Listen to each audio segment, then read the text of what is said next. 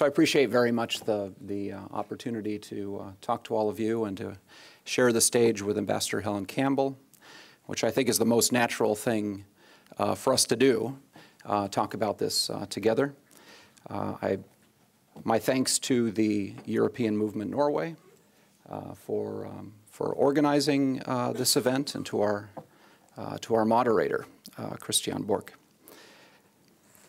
First off, I agree with the premise. I think whenever possible we should make trade and not war. So let me say that at the outset.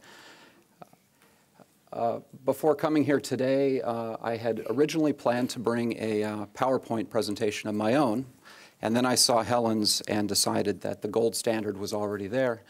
And so in the spirit of our approach to TTIP, I left it at that and thought I would just come and say some words instead.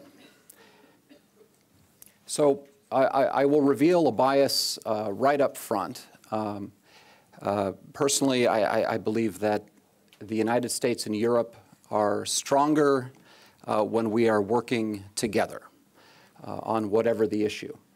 And I say this based on more than 20 years of experience in our Foreign Service, after working at NATO headquarters in Brussels, after working on Afghanistan and in Afghanistan, where the EU was present, where Norway was certainly present.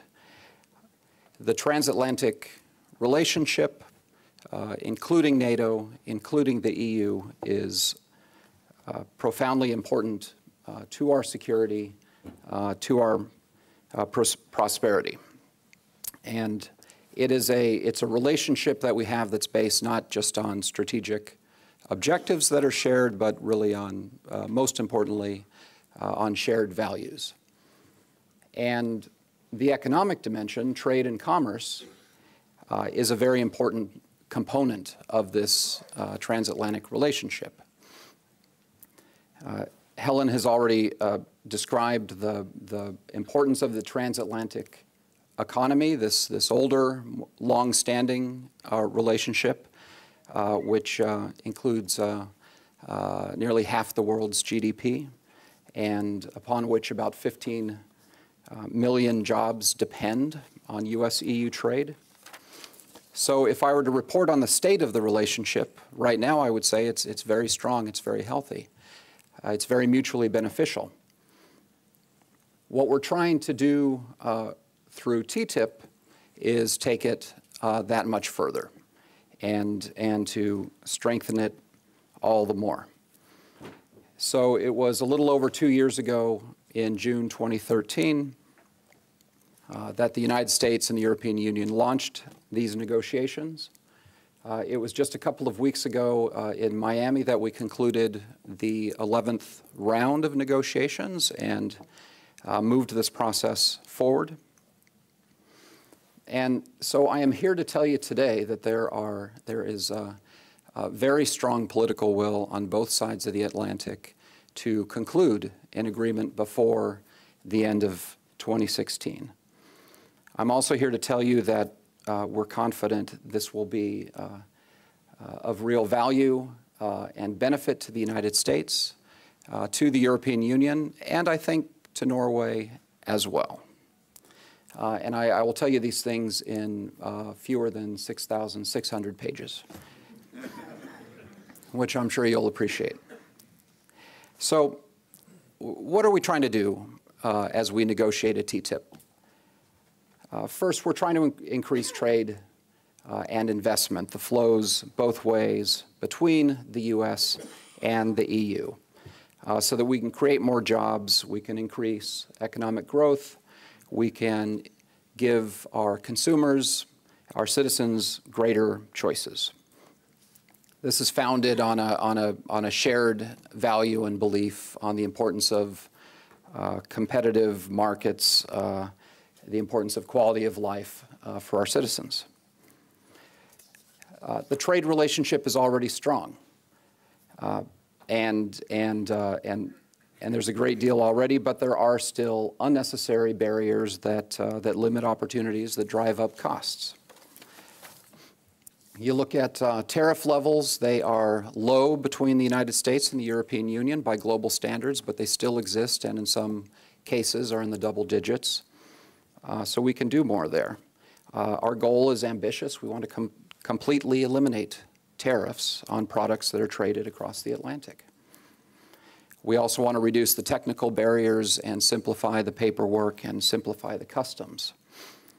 We think these steps would be particularly beneficial for small and medium-sized companies, of which there are nearly 50 million in this category between the United States and the EU.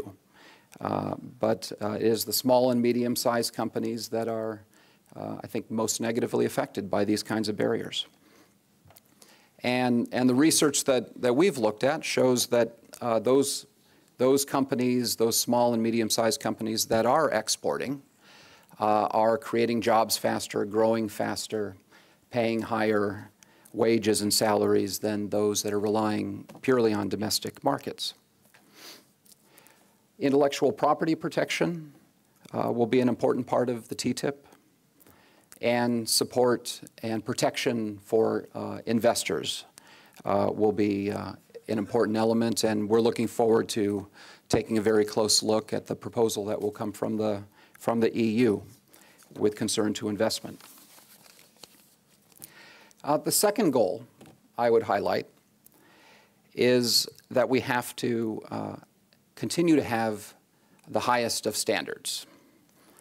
And notwithstanding the occasional exception, and I will use no two-letter words here today, we have the highest standards between the United States and the European Union. Those are the highest standards on health, on safety, on consumer and environmental protection.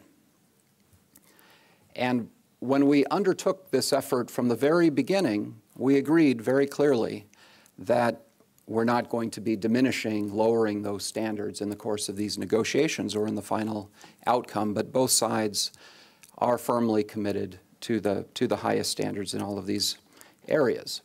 So what we're talking about is not deregulation. It is about smarter regulations that build bridges between our regulators and simplify the lives of our private companies that are seeking to do business with each other. If we can eliminate multiple inspections by multiple regulators, then we can cut costs and we can make business easier for those who want to do that business. And we think it's in this area of regulation, actually, that we may be able to achieve the greatest impact from a successful TTIP. So the third goal I would mention briefly is that we believe that TTIP will strengthen this very important transatlantic relationship that I mentioned earlier. Our partnership between the United States and Europe, whether through NATO, with the European Union, is founded on a shared belief in free markets, in democratic principles, in rule of law, in steps against corruption, in education, in quality of life for our citizens. We have no shortage of crises around the world, of challenges that concern all of us, from Russia to Afghanistan to Syria to Libya to dozens of other places and issues that we could probably name.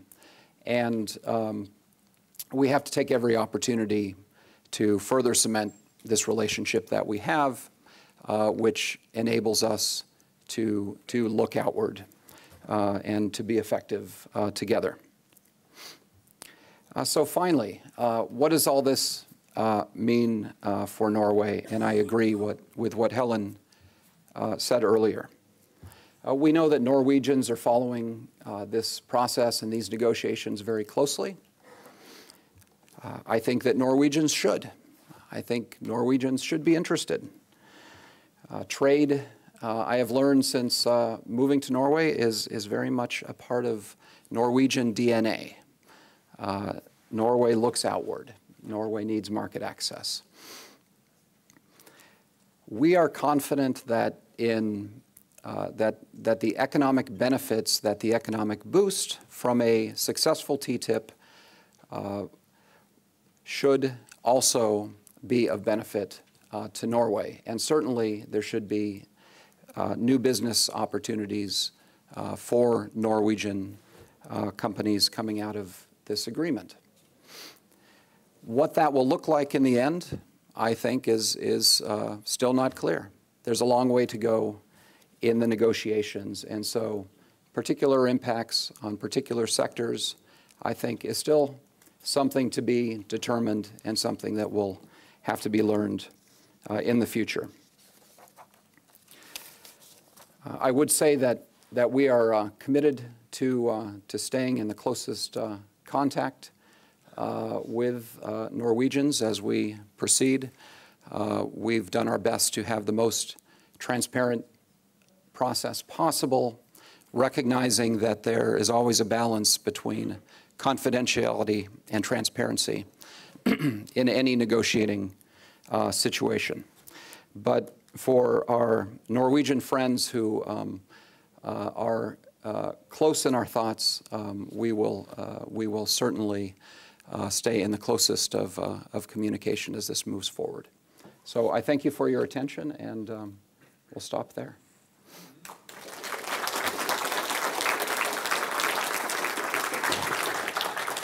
We have time for a few questions to the two representatives of the two parts of the negotiations. So who would be the first one? We have one there, please. You get the microphone. Thank you. Thank you very much. My name is Bjørnar Utheim. I am a retired ambassador from the Norwegian Foreign Service. I had one question related to environmental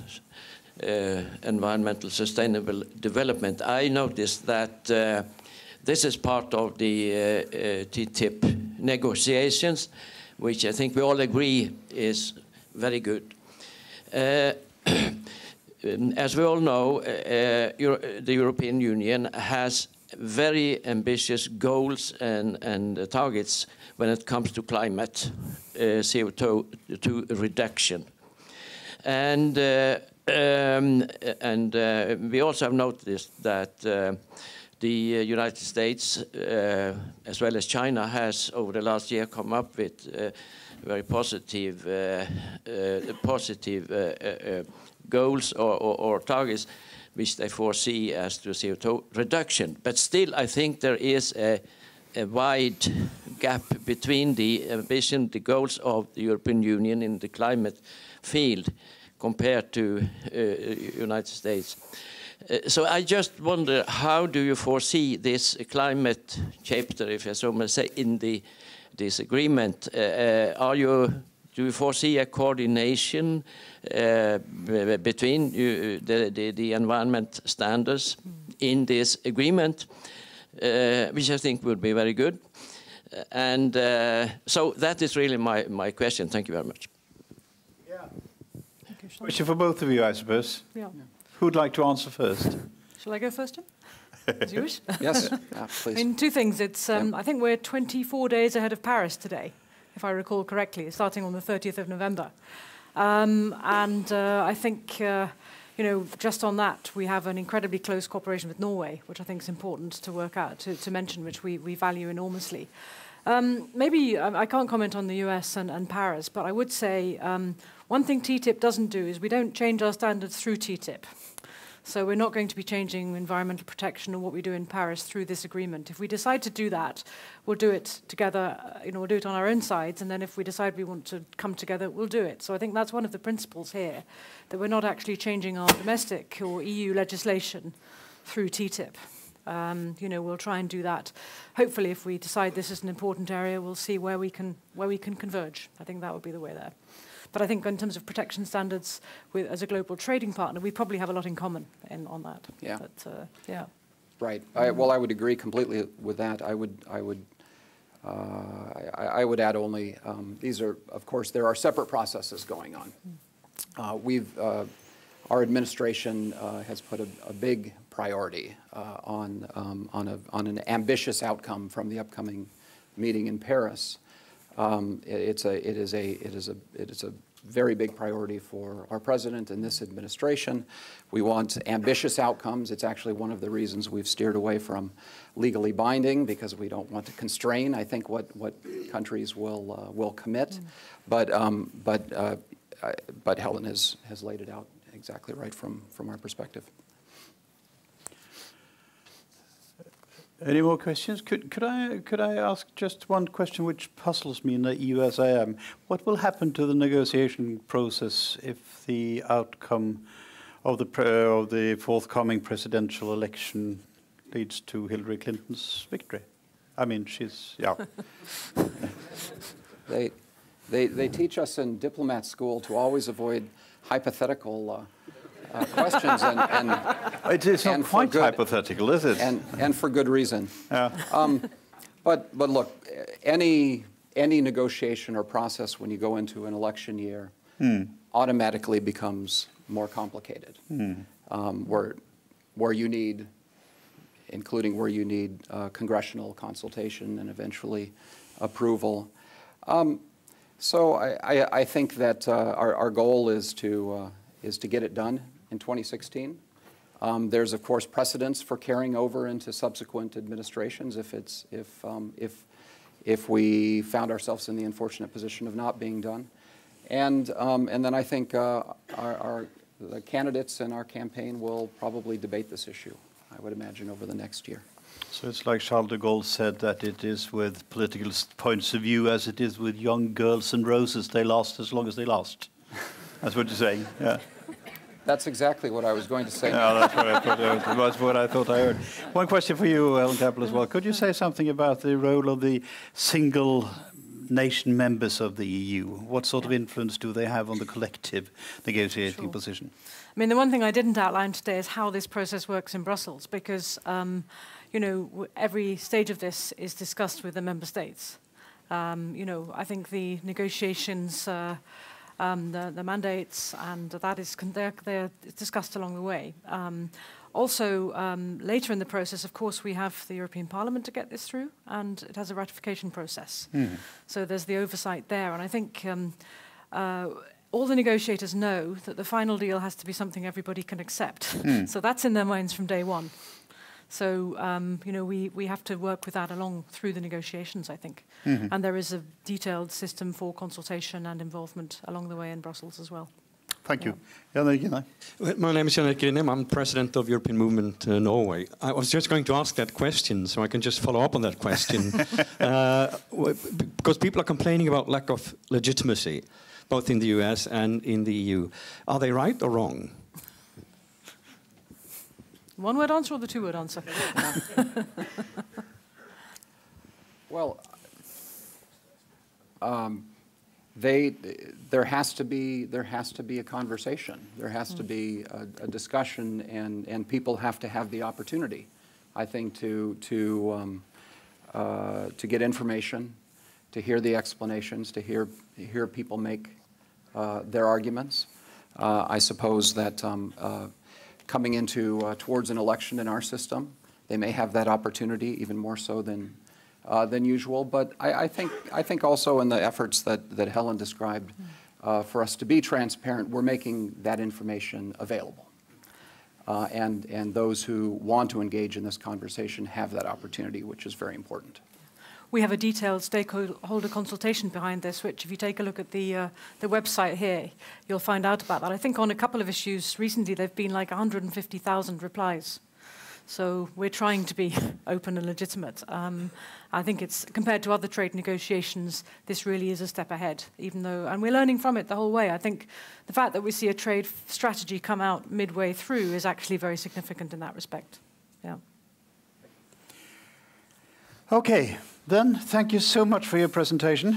Your words about transparency should be sort of utilized, I suppose, by government and single persons as much as they can.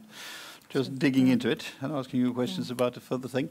Thank you so much. Big hand for the two ambassadors. Thanks, Esther. Thank you. Cheers. Thanks a lot. Thank you very much.